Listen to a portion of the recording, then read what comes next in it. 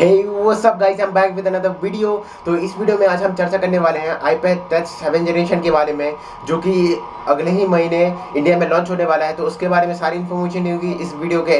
तो इस वीडियो को एंड तक देखना है और हमारे चैनल को सब्सक्राइब करना है, बेल आइकन जरूर दबा देना है ताकि आपको लॉन्चेस और अपडेट सबसे पहले आप तक मिल सके और नोटिफिकेशन भी आपको सबसे पहले मिल सके। तो जरूर बेल आइकन दबाइएगा, वीडियो को लाइक कीजिएगा और शेयर कीजिएगा वीडियो को। चलिए वीडियो को अब शुरू करते हैं। तो चलिए अब iPad के बारे में कुछ चर्चा करते हैं। तो iPad में हमें मिलने वाला है अब एप्पल का A10 चिपसेट, जो कि बहुत ज़्यादा फास्टर है पिछले वाले iPod से।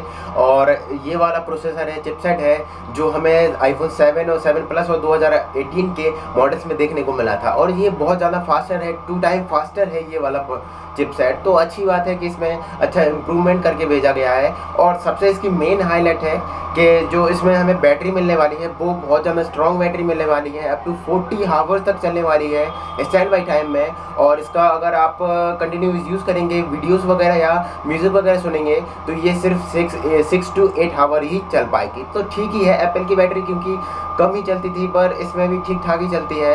और इसमें हमें सबसे पहले देख लेते हैं, तो इसमें हमें 2 कैमरा मिल जाते हैं। एक जो फ्रंट कैमरा है वो हमें मिलता है 1.2 मेगापिक्सल का, और एक जो मेन रियर कैमरा है वो हमें 8 मेगापिक्सल का मिलता है, जो कि अच्छी खासी फ़ोटो खींच लेता है और सेल्फी तो ठीक ठाक ही आ जाती हैं। और इसकी दूसरी हाईलाइट बता दूं तो इसमें हमें group face time video call मिलने वाला है, जो कि हमने अभी लेटेस्ट जो आईफोन में देखे थे कि आप जिसके साथ ग्रुप में वीडियो कॉल करेंगे तो वो निकल के आ जाएगा, माने उस तरह से आपने देखा ही होगा।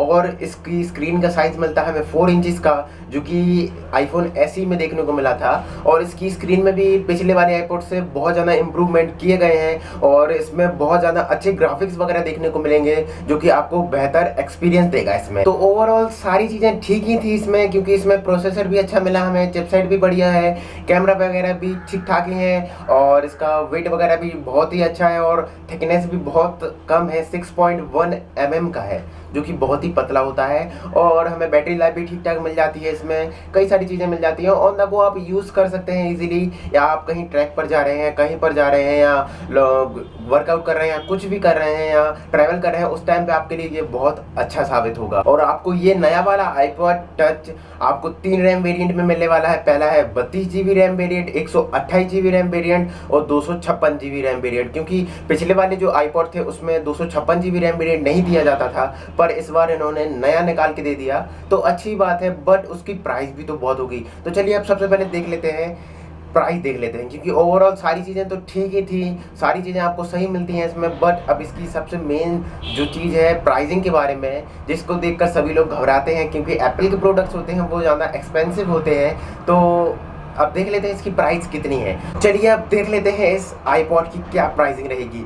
तो इसके 32 GB रैम वेरिएंट की प्राइस होने वाली है 18,900 रुपये, जो कि करीबन 1900 या 2000 रुपये ज़्यादा है पिछले वाले iPod से, 2015 के iPod से। और इसके जो 128 GB रैम वेरिएंट का जो आता है हमारे पास iPod, उसकी प्राइस है 28,900 रुपये, जो कि पिछले वाले iPod की प्राइस थी करीबन 25,000 कुछ रुपए थी।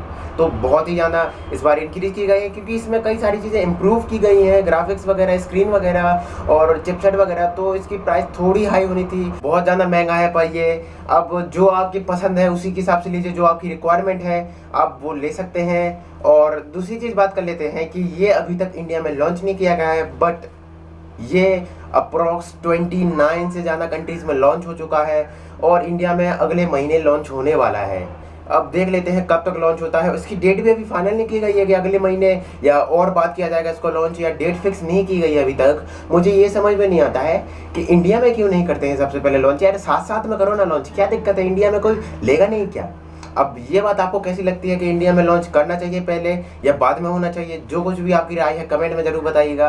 तो चलिए आज की वीडियो में बस इतना ही। अगर आपको ऐसे ही लॉन्चेस अपडेट्स बारे में जानना है और सारी चीज़ें इन्फॉर्मेशन चाहिए तो जल्दी जल्दी हमारे चैनल को सब्सक्राइब कीजिए, बेल आइकन दबा ही दीजिए और लाइक कीजिए वीडियो को। धन्यवाद।